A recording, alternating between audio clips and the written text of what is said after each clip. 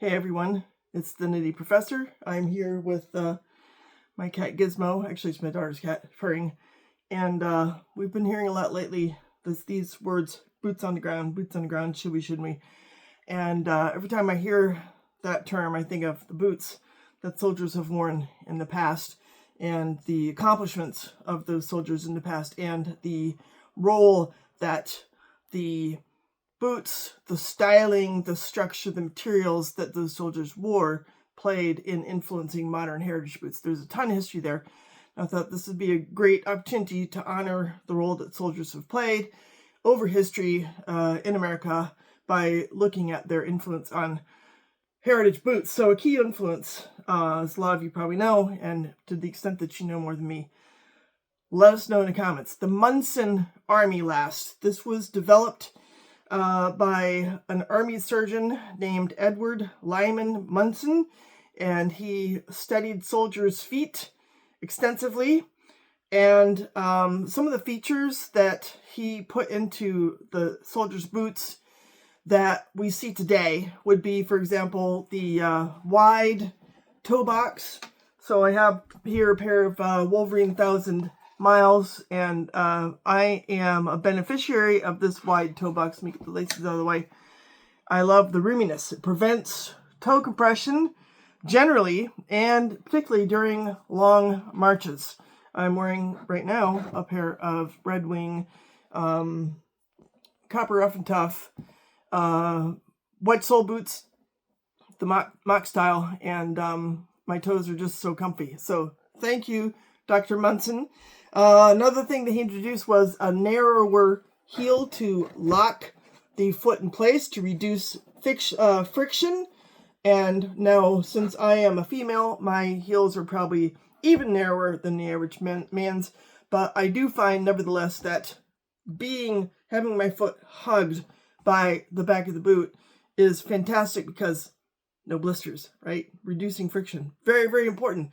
And a gradual forefoot curve that mirrors the natural shape of the foot. Now, a lot of you know that those poor soldiers who had to fight in the Civil War, they had boots that were the same last right and left foot. The only way that they could distinguish between the two was to break those suckers in and hope that they responded. But for the last century, we've had boots that follow the natural curves of the left versus the right foot.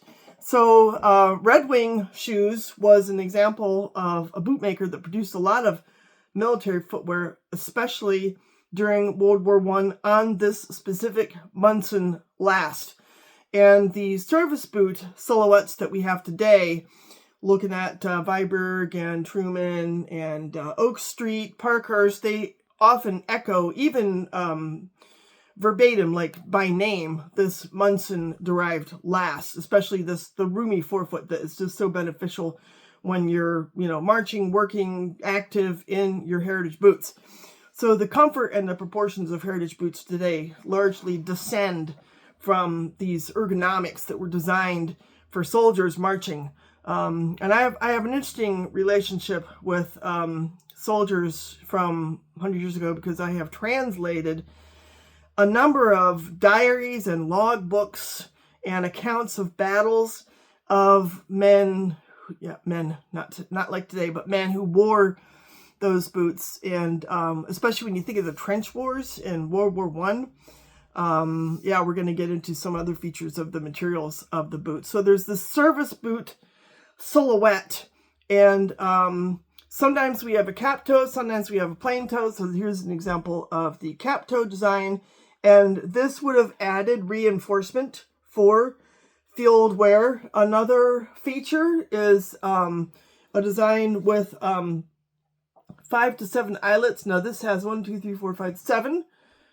And it would feature speed hooks because speed hooks enabled soldiers to lace up their boots quickly. So that was definitely an advantage. So we have speed hooks here on this Wolverine 1000-mile boot.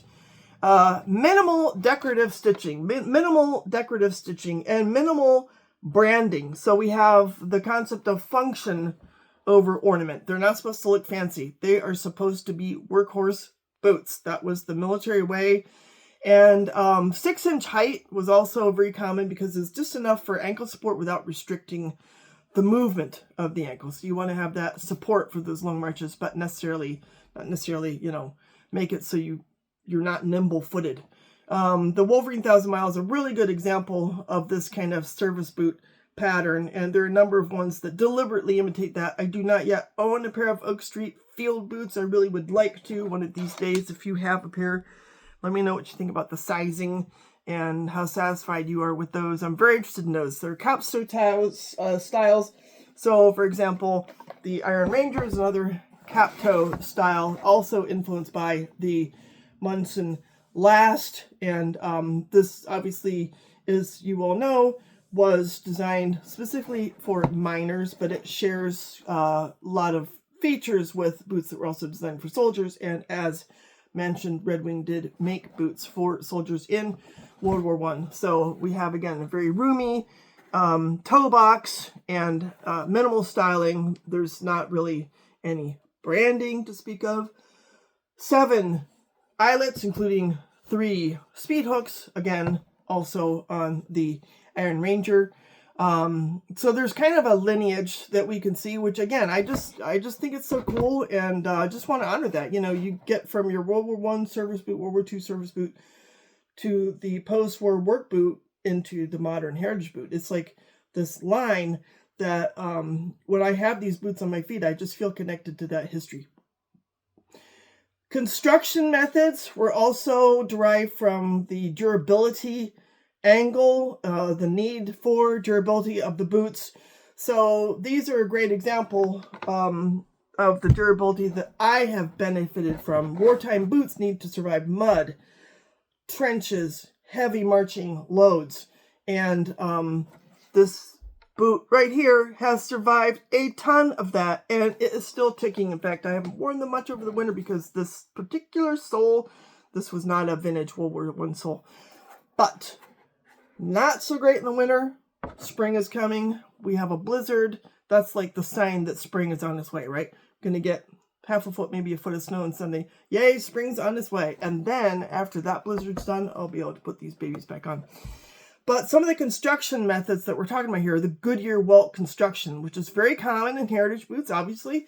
Wolverine, Red Wing, Truman, Parker's, etc., Viberg, and allows for resoling, extended boot life for years and decades. So a soldier has to be able to depend on their footwear. They can't just, stop marching because their stiletto heel fell off. So, durability is key.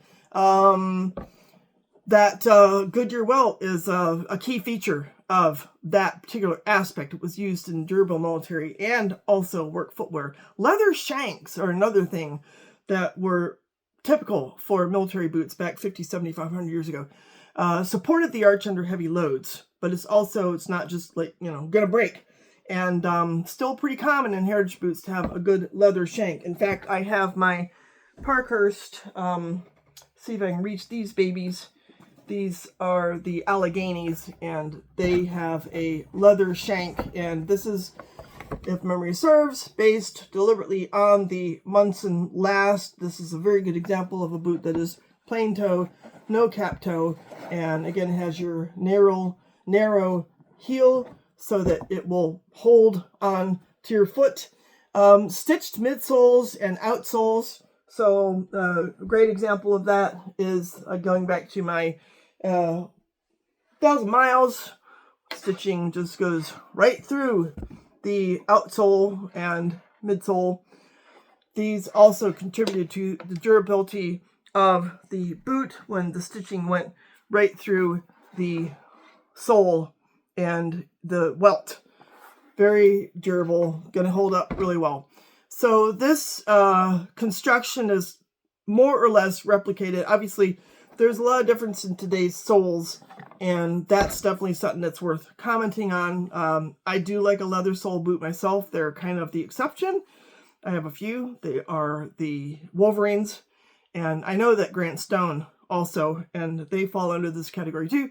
They do also offer leather soles. So as far as, let's look at materials, war era leather would emphasize durability, not necessarily a sheen. I've seen And again, you guys know more about this than I do, but a lot of rough out leather using, I think it's called dubbin wax, where you would waterproof the leather by just greasing it up with that wax on a regular basis to keep it so that it's going to sustain contact with, you know, mud, trenches, sand, whatever. It's going to hold it really well. And this is this Hawthorne muleskinner leather from Red Wing is just a perfect example of that influence. And this has had all kinds of stuff get on it, particularly grass and mud.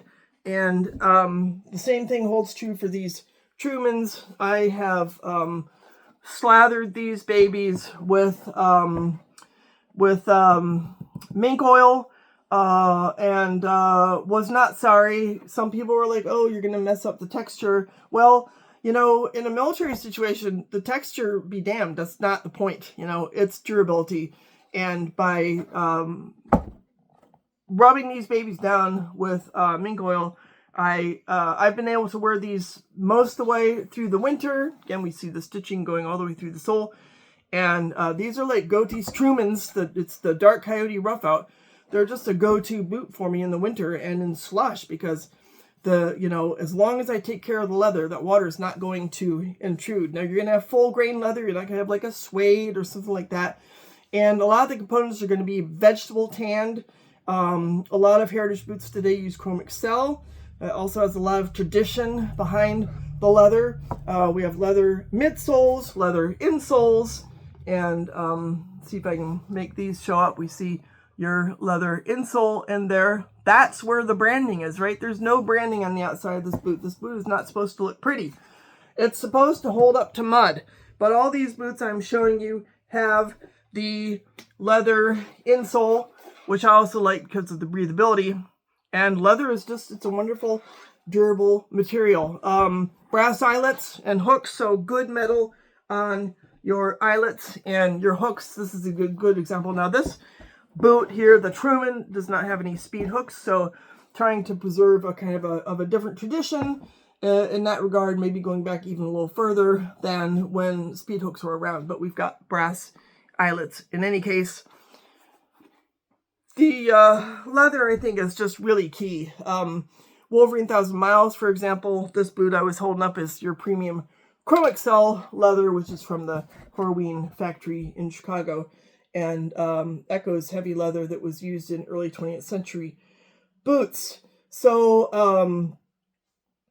some of these tanneries, for example, the Foot Tannery, they produced massive amounts of leather for military boots back in the day.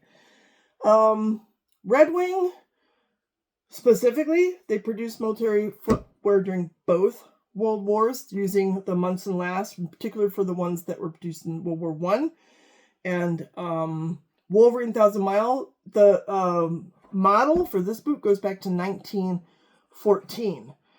The plain toe, I do have some plain toe Wolverine boots, don't have them right in front of me, but they resemble very strongly officer and service boots from World War I. And I think the Parkhurst is just a good example of that. Again, I'd really like to have a pair of Oak Street because they have a field boot. And I think the Sherman, if I'm not mistaken, from White's may also be one of these boots that is deliberately echoing 100-year-old World War I boots. Truman also is referencing World War II era service boot patterns in their lasts, and their really high quality leathers are also, harking back to the kinds of leathers that would have been used on the battlefield in those wars, as well as your Goodyear welt construction. And this is, again, a Parkhurst, but it's almost like a storm welt, very waterproof. This is very much a service boot styled silhouette from Parkhurst with a military type of heritage. So common features we see in this kind of boot are like your toe caps for abrasion resistance, the speed hooks for fast lacing in the field, double and triple stitching. This I actually am seeing quadruple stitching on this baby from Parkhurst. Structured heel counters, very important for comfort to avoid rubbing and to have stability during long marches. And minimal branding We're not shouting out to people that, "Ooh, I'm wearing Red Wings. Oh my gosh, isn't that nice?" No, it's just, we're like in a core, you know. Everybody occupies like the same sort of echelon, especially the foot soldiers, so to say. As far as why this kind of styling endures, I think, you know, personally, I really like the idea of kind of honoring that aspect of the American past. But, you know, there's a lot of carryover from, like, what am I looking for in a boot? Boots that definitely can survive mud. Yeah, I have a lot of mud out here. We're going to get more mud with this snowstorm coming up. Constant marching. I like to walk a lot. When I'm mowing the lawn, I'm walking a ton, right? I got to have a boot that's going to stay comfortable all day long, regardless of whether I sweat in it or not, regardless of whether it's wet or not. That's where your wool socks come in. And boots that can be repaired on the field. You know, this would be interesting history to explore. They might have had cobblers just going along with them that could fix, you know, re-sole something real quick, or sew up a hole, or put another eyelet in, or whatever. And also support heavy equipment loads. That's why you need, you know, that shank in there and the good heel support and a lot of room in the toe box. So comfort, durability, repairability, that is really what we're talking about in modern heritage boots, and the rugged aesthetic that they carry over from the World Wars in particular. The boots that they use today, I've seen a lot of them in Army surplus stores, so a lot of different materials. They've really changed, and, you know, it'd be an interesting question to say, well, will we have heritage boots in 2075 that hark back to 2010? I don't know. It could be interesting. But for now, these babies hark back to traditions that are a century old that I feel really strongly that should be honored, and, you know, make me kind of proud to be an American. So I would love to know what your input is, anything you have to add to these details that I've provided, and your experience with these boots would also be cool to place in the comments. Hope you all have a great weekend. We'll talk soon. Ciao.